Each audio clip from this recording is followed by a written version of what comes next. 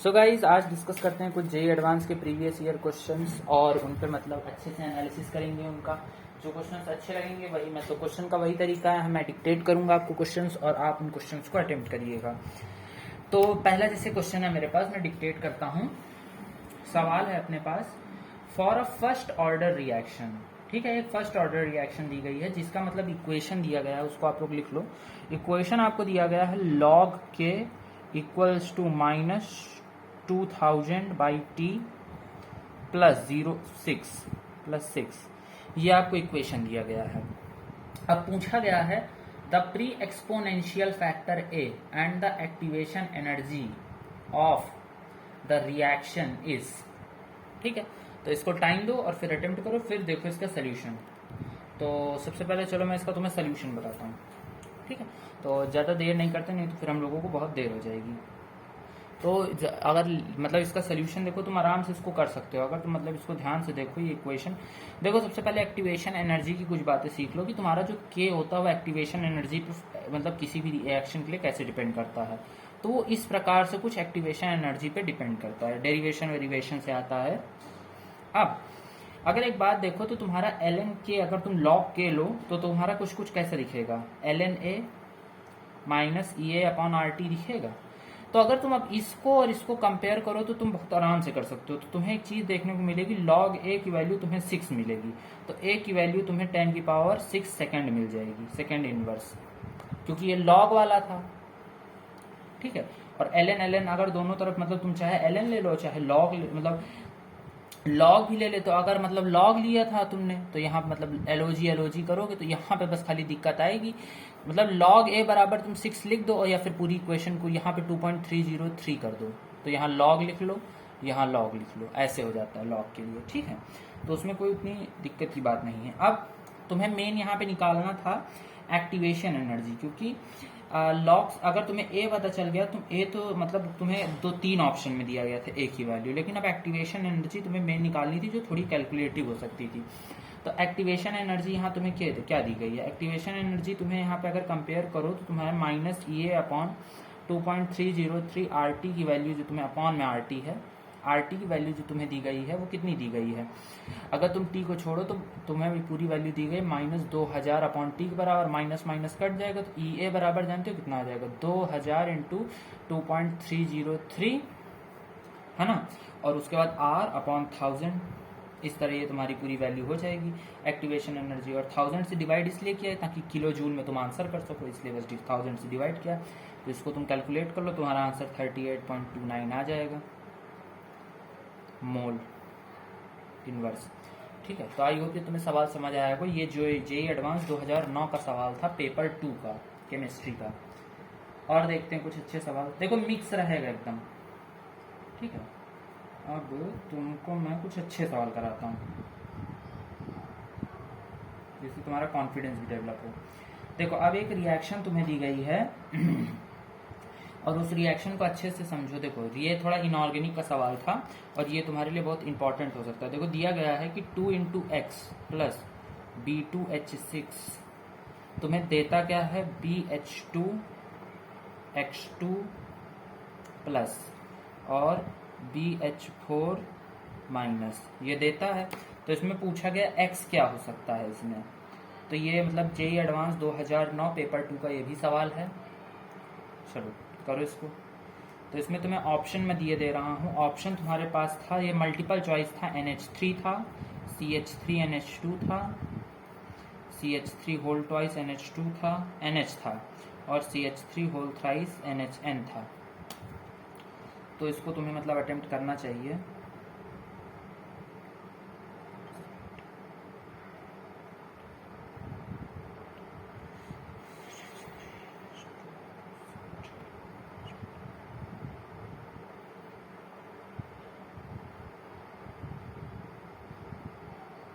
तो इसमें कॉन्सेप्ट भी होता है कुछ, तो तुम्हें समझना चाहिए मेरे हिसाब से, है ना। तो आइयो तूने आंसर किया, इसका आंसर मल्टीपल चॉइस में ABC था। 3 डिग्री तुम्हारा जो मीन होता है वो ये रिएक्शन नहीं देता है, ये मतलब एक्सेप्शन होता है। और इसका रीजन ये होता है कि B2H6 में जो लूज वाले 3 सेंटर 2 इलेक्ट्रॉन बॉन्ड होते हैं वो काफ़ी न्यूक्लियोफिलिक अटैक के लिए अच्छे होते हैं। तो जो NH मतलब ये वाले होते हैं NH3 जिनमें मिथाइल लगाओ 3 डिग्री ना हो, वो NH3 सिमेट्रिकल क्लीवेज करा देते हैं उसका। तो सिमेट्रिकल क्लीवेज जब उसका होता है तो फिर तुमको मतलब ये आसानी होती है सिमेट्रिकल क्लीवेज में कि वो आराम से मतलब टूट पाता है। लेकिन जो ये तुम्हारा दूसरा वाला होता है ये तुम्हारे पास मतलब ये नहीं करा पाता है सिमेट्रिकल, ठीक है, इसलिए। चलो आगे बढ़ते हैं। अब देखो ये काफ़ी इजी क्वेश्चन है और मेरे हिसाब से तुमसे होना ज़रूर से ज़रूर चाहिए था, क्योंकि अगर तुम ये नहीं कर पाए तो फिर मतलब काफ़ी दिक्कत की बात है। ये सवाल तुमसे हो जाना चाहिए। देखो तुमको पूछा गया है for the reduction of NO3 minus ion, मतलब NO3 माइनस आयन के रिडक्शन के लिए किसी एक्वस सोल्यूशन में तुम्हें E0 दिया गया है, इतना, ठीक है। अब पूछा गया तुमको एक चीज, कुछ डाटा में लिख रहा हूं उसको लिख लो। इसका E0 देखो, यहां मैं सबकी E0 लिखूंगा।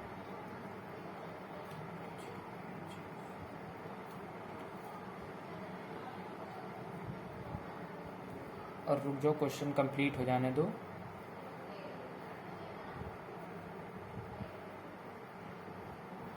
और यहाँ पे मैं तुम्हें एक मतलब अच्छा सवाल देता हूँ, अगर तुम ये जानते हो इन दोनों के बारे में, अगर तुम जानते हो तो कमेंट करो कि मैं जानता हूँ ये क्या होते हैं, मतलब इनमें क्या डिफरेंस होता है। अगर मतलब ज़्यादा लोगों को नहीं पता होगा तो मैं नेक्स्ट वीडियो में बताऊँगा। अब ज़रूर से ज़रूर इन दोनों के बारे में चेकआउट करो कि ये दोनों क्या हैं। अब यहाँ पे AU बनेगा, यहाँ पे Fe बनेगा, और पहला वाला बता ही दिया, यहाँ 3 इलेक्ट्रॉन, यहाँ पे 3 इलेक्ट्रॉन, यहाँ पे AU2+, यहाँ पे Fe3+, है ना। तो ये 3 तुम्हें दिए गए हैं, है ना। और तुम्हें E0 निकालना, E0 दिया गया है NO3 माइनस के रिडक्शन का, NO3 माइनस के रिडक्शन का E0 दिया गया 0.96। तो पूछा गया है अब इसमें से तुम ये बताओ मुझे कि the pair of metals that is oxidized by NO3 minus, मतलब अगर NO3 का रिडक्शन करवाओगे, NO3 मतलब रिड्यूस होगा, तो कोई अगला पेयर ऑक्सीडाइज होगा, तभी ये बोला गया। तो NO3 का रिडक्शन पोटेंशियल तुमको दिया गया है, तो कौन से पेयर होंगे जो मतलब ऑक्सीडाइज हो जाएंगे। तो ये काफी अच्छा सवाल है, काफी कॉन्सेप्चुअल सवाल है। आने वालों को बस खाली कुछ मिनट लगे होंगे इसको करने में, ना आने वालों को बहुत देर लगी होगी इसको करने में। HgFe,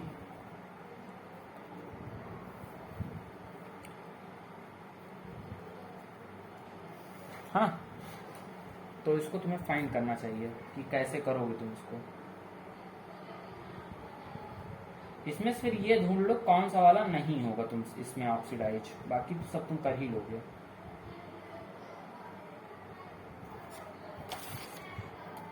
तो करो फिर उसका। देखो जैसे तुमको मतलब NO3 माइनस का दिया गया, देखो इसमें थर्ड ऑप्शन को छोड़ के सारे ऑक्सीडाइज हो जाएंगे। अब रीजन ये होगा कि जिसका जो पॉजिटिव होता है वो होना चाहता है। एक सेंटेंस हरदम याद रखना, जिसका जो पोटेंशियल ज्यादा पॉजिटिव होगा वो वही होगा। जैसे ऑक्सीडेशन के पोटेंशियल किसी का बहुत पॉजिटिव है तो वो ऑक्सीडाइज होना चाहेगा अगले वाले। जैसे किसी का 1 है, किसी का 5 है प्लस में, तो वो 5 वाले का। अगर किसी का -5 है, -1 है, तो -1 वाला ऑक्सीडाइज हो जाएगा। जो ज्यादा पॉजिटिव होता है वही वो कुछ सब कुछ होता है। तो यहाँ पे अगर तुम देखो NO3 माइनस को क्या होना है, रिड्यूस होना है, तभी वो अगले को ऑक्सीडाइज कर पाएगा। और यहाँ तुमको बाकी सबके क्या कौन से पोटेंशियल दिए गए, रिडक्शन पोटेंशियल दिए गए हैं। तो एक चीज अगर तुम नोटिस करो कि Fe का जो रिडक्शन पोटेंशियल है वो NO3 से कम है, तो मतलब Fe ऑक्सीडाइज होगा, NO3 तुम्हारा वो हो जाएगा, मतलब तुम्हारा रिड्यूस हो जाएगा। अब तुम्हारे पास AU में जो है, यानी कि गोल्ड वाला जो है तुम्हारे पास है, अब गोल्ड वाला तुम्हारे पास जो है उसका 1.40, मतलब ये तुम्हारा उससे ज्यादा है NO3 से, तो ये भी नहीं होगा तुम्हारा। मतलब अगला तुम्हारे पास कौन सा आता है, अगला तुम्हारे पास Hg आता है, ये 0.96 से कम है, तो ये तुम्हारा हो जाएगा। तो ये तुम्हारा गोल्ड नहीं हो रहा है, Fe हो गया, Hg हो गया, V2+ बचा। अब V2+ और E0 में पूछा जा रहा है कि V2+ होगा ऑक्सीडाइज कि वो होगा। तो देखो अगर तुम V2+ का रिडक्शन पोटेंशियल देखो तो V2+ जो होगा वो तुम्हारा रिड्यूस हो जाएगा, समझे बात को। V2+ तुम्हारा नहीं ऑक्सीडाइज होगा। बट एक मिस्टेक मैंने कर दी है यहाँ पे इसके आगे माइनस लगा था, यहाँ पे इसके आगे माइनस लगा था 0.19। तो यहाँ पे एक चीज देखो कि हाँ, तो यहाँ पे एक चीज देखोगे तो मतलब तुम्हारा जो B2+ है इसका निगेटिव है, तो ये ऑटोमेटिकली उससे पॉजिटिव हो जाएगा, इसीलिए वो ऑक्सीडाइज हो गया। इसीलिए बस तुम्हारा सारे सही 3 सही हुए, बाकी नहीं सही हुए।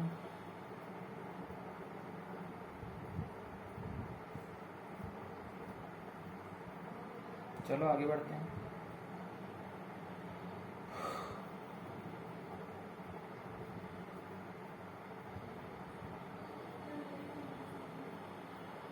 अब ये है तो कुछ अच्छा, लेकिन इसको मैं कैसे तुम्हें कराऊं ये मुझे नहीं समझ आ रहा।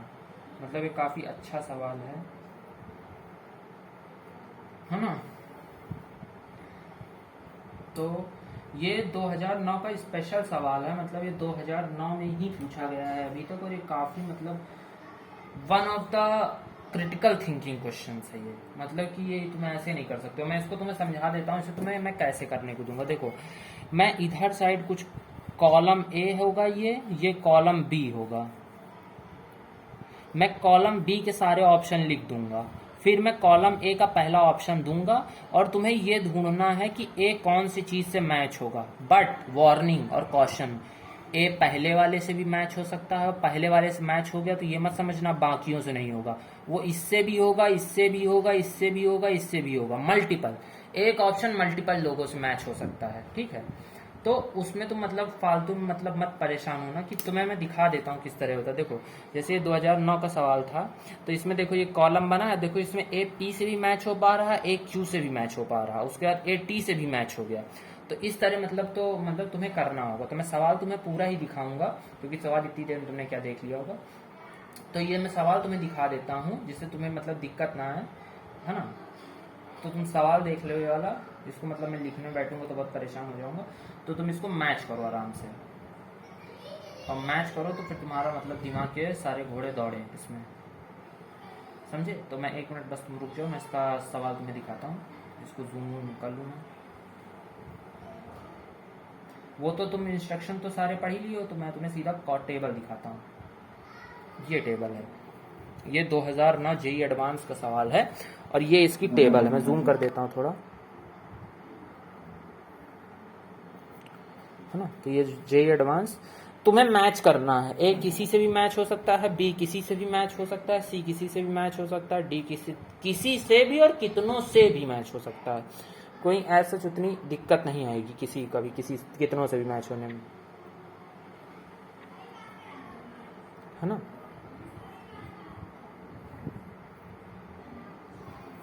तो इसको देख लो, आई होप तुमने देख लिया होगा अब तक। मैं इसको वापस जूम हटा देता हूँ थोड़ा,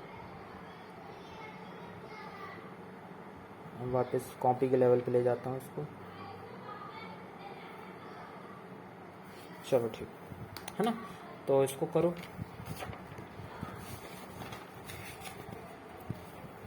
फिर इसके बारे में मैं बताता हूँ।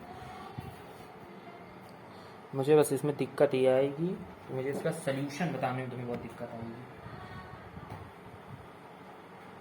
लेकिन फिर भी मैं बता लूँगा किसी भी न किसी तरह। तो सबसे पहले देखो ऑप्शन ए को। ऑप्शन ए में तुम्हें हर कंपाउंड को डिस्कस करते हैं, काफ़ी कॉन्सेप्चुअल सवाल होते हैं इस तरह के, जल्दी लोग यूट्यूब पे नहीं कराते हैं, मैं लेकिन बता रहा हूँ। तो देखो काफ़ी कॉन्सेप्चुअल सवाल होते हैं। पहला सवाल तुम्हारा है,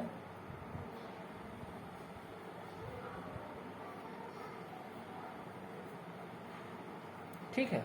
तो अब ये कौन कौन सी रिएक्शन देगा। तो ऐसा करता हूँ कि मैं मतलब उतना वो नहीं करता हूँ कि तुम बहुत परेशान हो जाओ।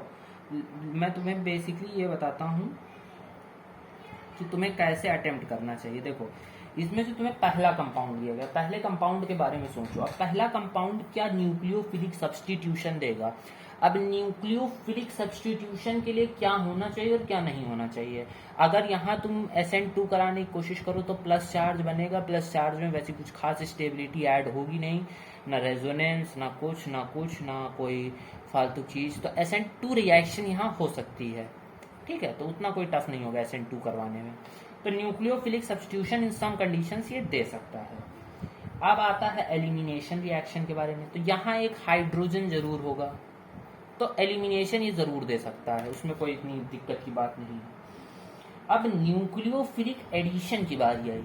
ठीक, एडिशन के लिए कोई एडिशन साइट होनी चाहिए। न्यूक्लियोफिलिक एडिशन जानते हो कैसा होता है? न्यूक्लियोफिलिक एडिशन तुम कार्बोनिल कंपाउंड्स में देखते हो, तो वैसा कोई तुम्हारे पास इलेक्ट्रोनिगेटिव कार्बन नहीं है, तो न्यूक्लियोफिलिक एडिशन ये दे नहीं सकता है। ईस्टरिफिकेशन ये दे नहीं सकता, ये तुमने पढ़ा होगा, ईस्टरिफिकेशन एनहाइड्राइड के साथ ये दे नहीं सकता क्योंकि कोई अल्कोहल प्रेजेंट नहीं है।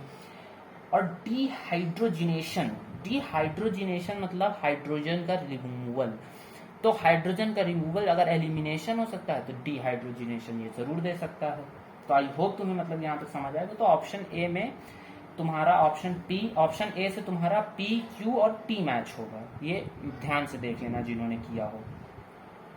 अब तुम्हारे पास आता है ऑप्शन बी। अब ऑप्शन बी देखो, ये देख के समझ आ रहा होगा, कई बार किए होगे, ये न्यूक्लियोफिलिक जरूर देगा।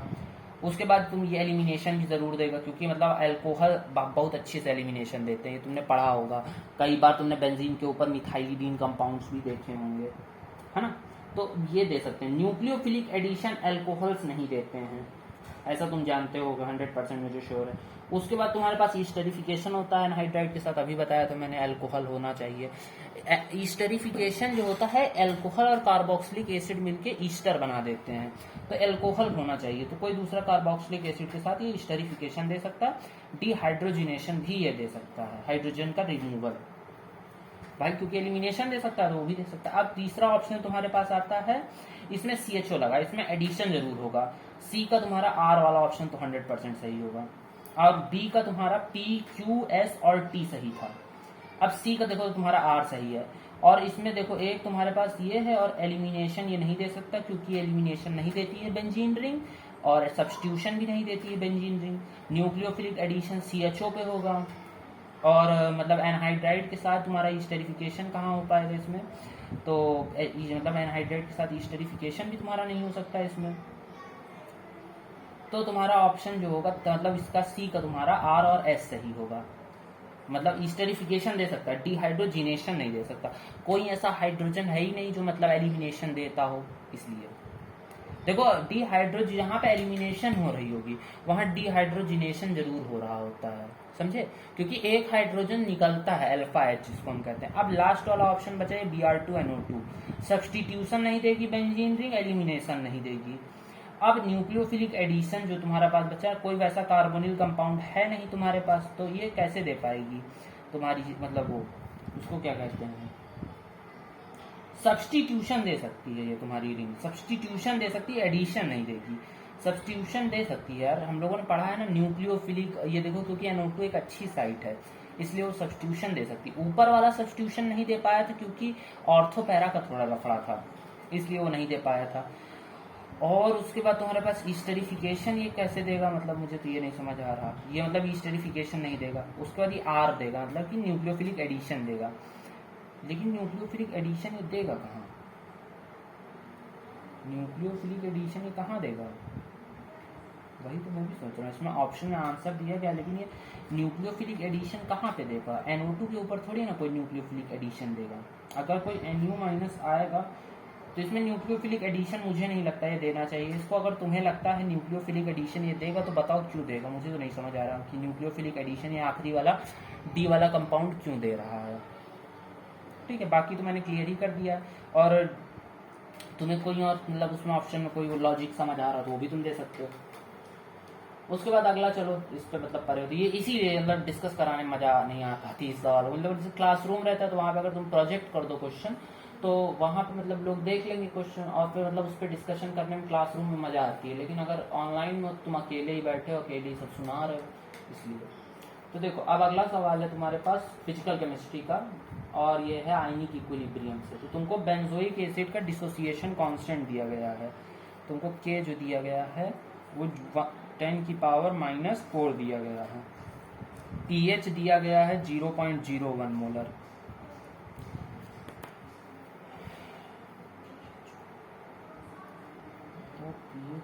ये तुमको फाइंड करना है, ये कंसंट्रेशन दी गई है, सॉरी तुमको pH फाइंड करना है। देखो बेंजोइक एसिड का तुमको ये दिया गया डिसोसिएशन कांस्टेंट, pH तुम्हें निकालना है। और ये इसकी कंसंट्रेशन है। तो निकालो, ट्राई करो, देखो कैसे कर पाते हो। पॉज कर लिया करो यार, मतलब टाइम ले लिया करो और फिर पॉज करके आराम से किया करो।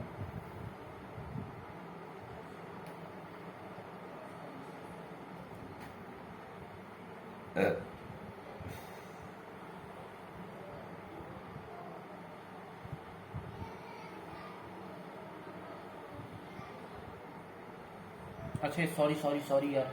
चलो अच्छा, तुम बेंजोइक एसिड का भी निकालो। बेंजोइक एसिड अलग केस है, क्वेश्चन थोड़ा डिफरेंट चीज पूछा गया है। क्वेश्चन में बेंजोइक एसिड मतलब बेंजोइक एसिड तो मैंने खुद से बोल दिया, मैंने पूरा पढ़ा नहीं। क्वेश्चन में पूछा है the pH of 0.01 molar solution of its sodium salt. मतलब अब ये सवाल हो गया सॉल्ट हाइड्रोलिसिस का। अब जिसके पास बुद्धि होगी वो ये समझ जाए कि ये कौन सा सॉल्ट है। ये तुम्हारा वो वाला है, मतलब जो वीक एसिड और स्ट्रांग बेस का बनता है, कि स्ट्रांग एसिड और वीक बेस का वाला है। जिसको ये क्लिक हो गया बस एक झटके में कर ले जाएगा, कोई उस पर बिल्कुल देर नहीं लगेगी। बहुत आसान सवाल है, इतना टफ सवाल भी नहीं है। इंटीजर टाइप है और बहुत सही, बहुत सरल सवाल है यार। मतलब जेई एडवांस में ऐसा सवाल आने की उम्मीद नहीं थी। इस तरह का सवाल है ये। अगर तुमने मतलब सब पढ़ा होगा तो मतलब बहुत अच्छा फोड़ दिए होगे सवाल को। तो देखो अब तो सवाल हो जाना चाहिए। देखो अरे सिंपल है यार। देखो ये तुम्हें ये क्लिक होना चाहिए कि ये जो CH6H5COONA होता है और ये तुम्हारा स्ट्रॉन्ग बेस वीक एसिड वाला केस है। तो उसमें पीएच होता है 7 + 1/2 pKa प्लस log C/2 ये होता है। और उसमें होता है 7- और ब्रैकेट में ये दोनों 1/2 pKb प्लस log C। तो सिंपल वैल्यूज रख दो यार। 7 + 1/2 pKa कितना दिया गया -4। तो यहाँ मतलब p निकालोगे तो यहाँ 4 आ जाएगा प्लस का। और उसके बाद log C करोगे, इसका log लोगे 0.01 का, तो तुम्हारा आएगा तुम्हारे पास -1। जब -1 आएगा 2, 7 2 9 9 - 1 तुम्हारा 8 आता pH। आराम से कर लेते, आराम से तुम कर लेते। बेसिक सॉल्ट भी था ये। अगला सवाल लिखो। अगला भी बहुत ही इजी सवाल, उतना टफ सवाल नहीं है। 2009 में मुझे लगता है केमिस्ट्री आई थी आसान टाइप की। अगला सवाल है तुम्हारे पास at 400 kelvin the root mean square speed of gas X. मतलब 400 केल्विन पे तुम्हारी जो रूट मीन स्क्वायर है गैस की, रूट मीन स्क्वायर स्पीड जो है गैस एक्स की, एक गैस एक्स है, टेम्परेचर तुमको दिया गया है 400 केल्विन। आरएमएस मतलब पूछा गया, ये मतलब थोड़ा उस टाइप का सवाल था, मतलब अगर तुम्हें वो बात याद होगी तभी तुम वो कर पाओगे, उस टाइप का सवाल था। और तुम्हें मतलब root mean square of gas X is equal to the most probable speed of gas Y at temperature 60 kelvin. और मोलिकुलर वेट ऑफ एक्स तुमको दिया गया था 40। और ये y जो है y 60 केल्विन पे थी और उसकी जो है मोस्ट प्रोबेबल स्पीड के बराबर है इसकी आरएमएस स्पीड। दोनों का फॉर्मूला लगा के इक्वेट कर दो। अगर फॉर्मूला याद होता तो कर लेते आराम से। देखो एक होता है 3RT/m, एक होता है 2RT/m, एक होता है तुम्हारे पास 8/πRT/m। तो 8/π देखो पाई वाई वाले टर्म हरदम एवरेज वाली जगह में आते हैं, ये हरदम ध्यान रखना। आरएमएस तो खैर एसी में आता है, लेकिन पाई वगैरह के टर्म हरदम एवरेज में आते हैं ज्यादातर, मैंने देखा है ऐसा कई जगह। देखो उसमें कहाँ रहता है साइन ओमेगा टी, तो ओमेगा बराबर 2π, इस तरह के सवाल में पाई हरदम एवरेज में आते हैं। 2RT/m तुम्हारे हो जो बस तुम्हें कुछ करना नहीं था। ठीक है, दोनों को इक्वेट कर दो, √3RT/m और उसका होता है √2RT/m, दोनों को बराबर कर दो। तुम्हारा जो मॉलिक्यूलर वेट ऑफ y आता वो तुम्हारा 4 आ जाता आसान से। चलो आगे करो अगला सवाल। ये अच्छा सवाल है। Total number of cyclic structural as well as stereo isomers. ठीक, cyclic structure as well as stereo isomer possible for a compound. Molecular formula C5H10। C5H10 इस मॉलिक्यूलर फॉर्मूला कंपाउंड है, इसके टोटल कितने स्टीरियो आइसोमर्स बन सकते हैं करो जरा। साइक्लिक स्ट्रक्चरल मतलब वो साइक्लिक, स्ट्रक्चरल और स्टीरियो आइसोमर्स, इस टाइप के साइक्लिक चलेंगे और स्ट्रक्चरल स्टीरियो आइसोमर्स चलेंगे इस तरह।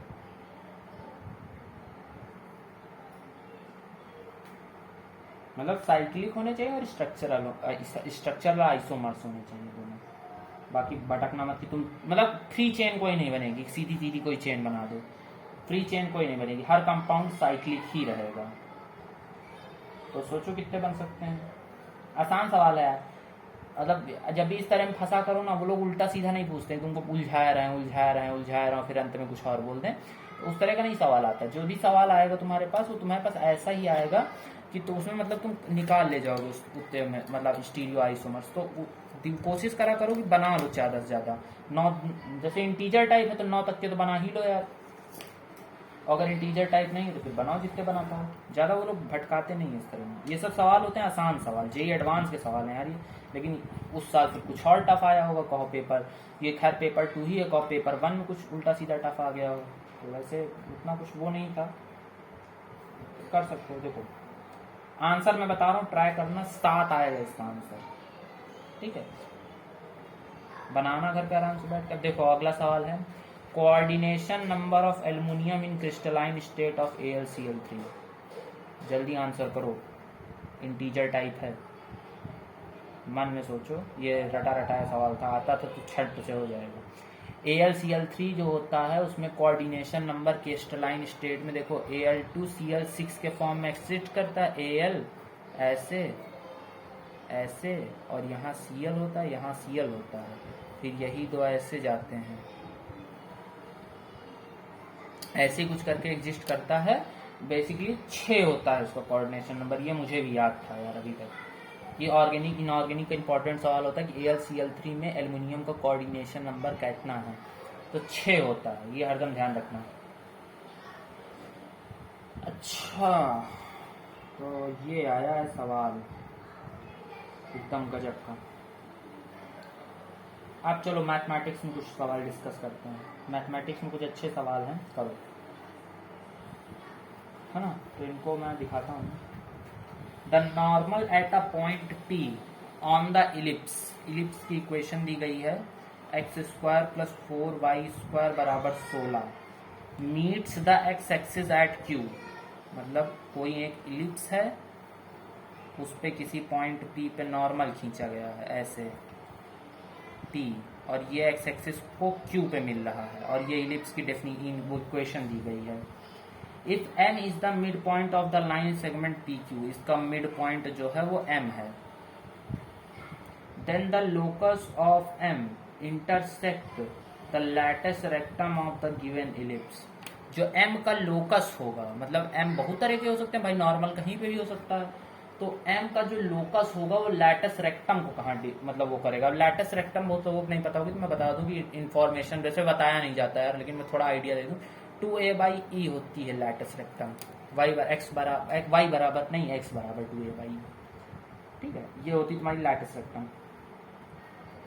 करो आराम से सवाल इसको, इसमें टाइम लो थोड़ा, मैं टाइम दे भी रहा हूँ तुम्हें थोड़ा, कर भी सकते हो आराम से, इतना कोई टफ नहीं है। देखो नॉर्मल की स्लोप फॉर्म वाली इक्वेशन से मेरे हिसाब से तुम ना जाओ, क्योंकि वहां पे तो फिर दिक्कत आ जाएगी। नॉर्मल की मतलब स्लोप फॉर्म वाली, स्लोप लो कहाँ से एलिमिनेट करोगे तुम, बेस्ट है कि ट्रिग्नोमेट्रिक फॉर्म से जाओ, कर ले जाओगे थोड़ा बहुत। और लैटिस रेक्टम तुम निकाल ही लो क्या आती है, ई निकालो, ए दिया ही हुआ, करो इसको आराम से, टाइम ले लो 5-6 मिनट, फिर आगे बढ़ते हैं।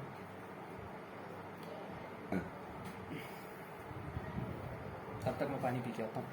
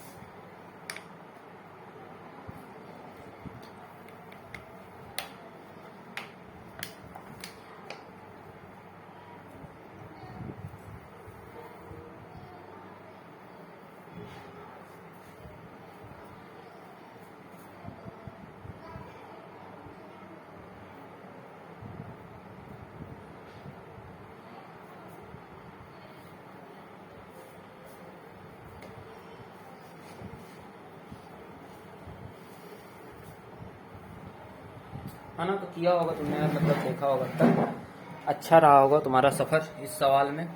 तो देखो सबसे पहले तुम्हें इलिप्स में पैरामेट्रिक कोऑर्डिनेट्स मानने आने चाहिए थे यार, तब तुम मतलब इस सवाल में कुछ थोड़ा आगे बढ़ते।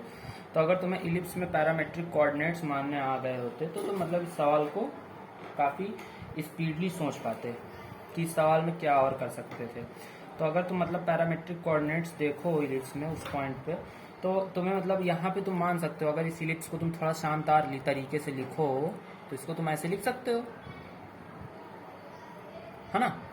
और पी के तुम मतलब क्या मान सकते हो, इलिप्स में क्या होता है, A cos theta B sine theta, यही होते हैं। ए और बी की वैल्यू पता थी, 4 और 2 ये होता है। नॉर्मल की इक्वेशन क्या होती है इलिप्स में, A x sec theta minus B y cosec theta बराबर A square plus B square, कि A square minus B square यार। तो ए एक्स कॉस थीटा यानी कि 4x cos theta, A x मतलब नहीं यार, A x sec theta minus B y cosec theta, A x sec theta minus B y cosec theta ही होती है ना। हाँ देखो, हाँ सही बता रहा हूँ, हाँ 4x सेक थीटा माइनस, देखो जब भी याद रखो देखो जब तुम उसमें मानते हो उसको क्या कहते हैं हाइपरबोला में, तो वहां क्या आता है सेक थीटा टेन थीटा, तो टेंजेंट की इक्वेशन में हरदम तुम्हें सेक थीटा टेन थीटा देखने को मिलेगा, और यहाँ पे टेंजेंट की इक्वेशन तुम्हें कॉस थीटा साइन थीटा देखने को मिलेगा। और जब भी नॉर्मल में भूलो तो कॉस थीटा का उल्टा सेक थीटा, साइन थीटा का उल्टा कॉसेक थीटा तुमको देखने को मिलेगा। तो 4x sec theta minus 2y cosec theta बराबर 16 माइनस 4 यानी कि 12, ये तुम्हारी नॉर्मल की इक्वेशन हो गई। अब पी पॉइंट के कोऑर्डिनेट्स पता है, क्यू के निकाल लो, y तो 0 ही रहेगा, और 3 कॉस थीटा पे मेरे हिसाब से एंटर करें क्योंकि ये 0 हो जाएगा, तो ये उधर कटा 4 3, हाँ ये इतना तुम्हारे पास आएगा 3 कॉस थीटा। तो एक चीज तो ये तो h बराबर क्या होगा जानते हो तुम्हारा, h बराबर तुम्हारा होगा 3 प्लस 4, और तो तुम्हारा 4 3 7 कॉस थीटा बाई 2, उसका मिड पॉइंट जो है m के कोऑर्डिनेट्स, और k की वैल्यू तुम्हारी आएगी जानते हो कितनी, 2 साइन थीटा है ना, तो साइन थीटा बाई 2, हाँ साइन थीटा ही खाली आएगी क्योंकि 2 तो पहले से ही है। तो ये h और k की वैल्यू आ गई, तो कॉस थीटा और साइन थीटा में एलिमिनेशन करके देखो, 2h/7 बराबर कॉस थीटा और k बराबर साइन थीटा बराबर, दोनों को स्क्वायर करके जोड़ो तो 4h²/49 plus k² is equals to 1, ये इक्वेशन है। तो इक्वेशन आई 4x²